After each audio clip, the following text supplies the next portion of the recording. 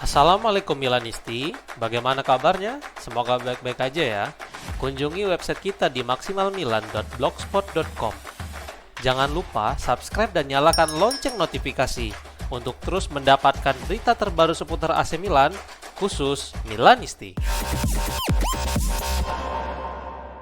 Fenerbahce siap naikkan tawaran untuk Christopher Nkunku dan AC Milan tampaknya mulai terbuka menurut sebuah laporan. Fanatik melaporkan bahwa Milan telah menolak tawaran pertama dari Fenerbahce senilai 25 juta euro untuk Nkunku dan tampaknya tim Turki itu sekarang siap menaikkan tawaran mereka menjadi 30 juta euro untuk striker Prancis tersebut. Milan awalnya menuntut biaya sebesar 37 juta euro jika ingin membawa Nkunku keluar dari San Siro, tetapi tampaknya sekarang klub mulai melunak dan bersedia mengevaluasi tawaran terbaru dari Fenerbahce. Sekarang Fenerbahce harus mampu meyakinkan Nkunku keluar dari San Siro setelah sebelumnya menegaskan bertahan bersama Diavolo. Fenerbahce siap melakukan pergerakan cepat untuk Nkunku yang sangat diinginkan oleh pelatih Domenico Tedesco. Tawaran terbaru ini diharapkan dapat memenuhi keinginan Milan. Di sisi lain, Nkunku juga dilaporkan tidak akan tersedia pada pertandingan melawan Cagliari akibat mengalami masalah pada pergelangan kakinya.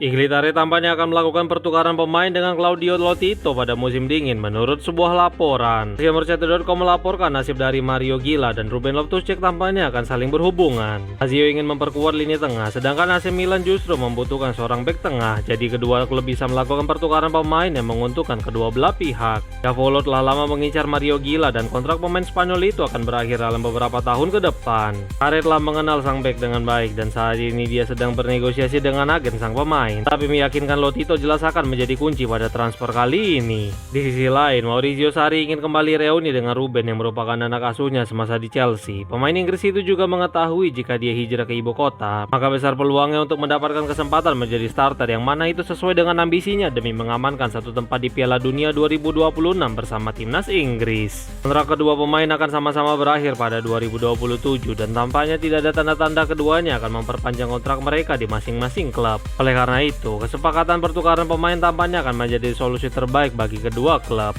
AC Milan sekarang telah secara resmi mengumumkan Niklas Füllkrug sebagai pemain mereka selama 6 bulan ke depan. Kedatangan Füllkrug ke Milan telah dikonfirmasi oleh Serie A melalui website resmi mereka yang menyatakan bahwa penyerang Jerman itu sekarang telah resmi menjadi milik Diavolo. Füllkrug tiba di San Siro dari West Ham United setelah 1,5 musim lalu ditebus dari Borussia Dortmund. Sang penyerang bergabung ke Diavolo dengan status pinjaman selama 6 bulan ke depan serta opsi untuk membeli seperti yang dilaporkan dalam beberapa waktu terakhir. Füllkrug telah berlatih di Milanello bersama rekan satu tim baru sejak Boxing Day setelah diizinkan oleh klub London. Mantan pemain Werder Bremen itu akan tersedia untuk Massimiliano Allegri pada pertandingan melawan Cagliari. Füllkrug juga telah memutuskan untuk mengambil nomor 9 yang telah tanpa tuannya sejak awal musim 2025-26 ini.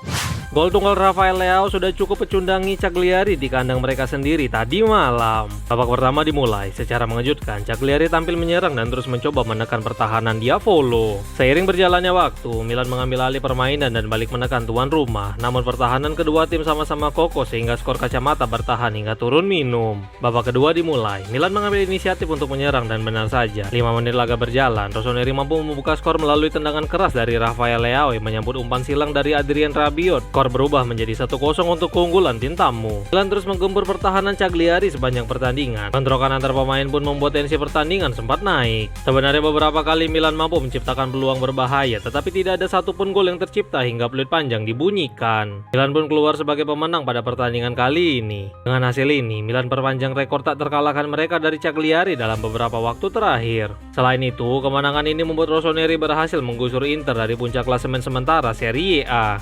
Rafael Leao puji performa luar biasa rekan satu timnya saat curi 3 poin dari kandang Cagliari tadi malam. Leao diwawancarai oleh DAZN setelah berakhirnya pertandingan AC Milan melawan Cagliari dan dia berbicara tentang performa rekan satu timnya. Berikut komentar penyerang Portugal itu disampaikan melalui Milan News. Yang paling penting adalah kemenangan. Kami melakukan pekerjaan yang luar biasa melawan tim yang bermain baik di kandang mereka. Tapi dia lagi bermain di posisi yang berbeda, tetapi dia datang dengan mentalitas yang tepat dan memainkan permainan yang hebat. Tim berada di jalur yang benar. Pada babak pertama, pelatih mengatakan bahwa ketika kami menyerang, kami harus memecahkan permainan. Kami datang dengan mentalitas yang berbeda dan lebih menyerang. Saya menunggu posisi yang tepat. Saya sangat senang untuk tim dan 3 poin ini, ungkapnya.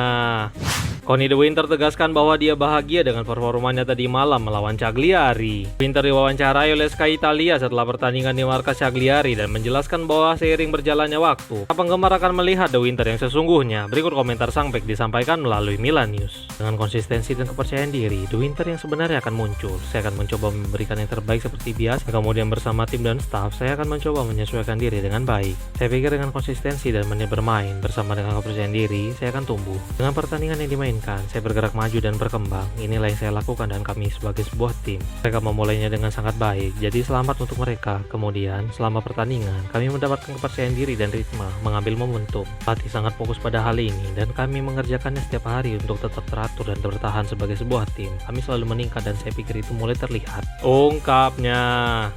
AC Milan sedang tidak dalam diskusi untuk mendatangkan Mauro Icardi dari Galatasaray menurut sebuah laporan. Fabrizio Romano berbicara di saluran YouTube miliknya tentang masa depan Icardi yang telah dikaitkan dengan Rossoneri dalam beberapa pekan terakhir. Berikut komentar jurnalis terkenal itu disampaikan melalui Milan News. Mengenai banyak pertanyaan tentang Icardi dan rumor tentang klub-klub Italia, saya tidak mengetahui sesuatu yang sangat panas. Como belum melakukan langkah konkret. Juga tidak ada informasi konkret tentang Como dan Milan. Como akan mencari nomor 9 yang berbeda dalam hal ini. Tidak ada bukti tim Italia mengajar Icardi saat ini. Ungkapnya.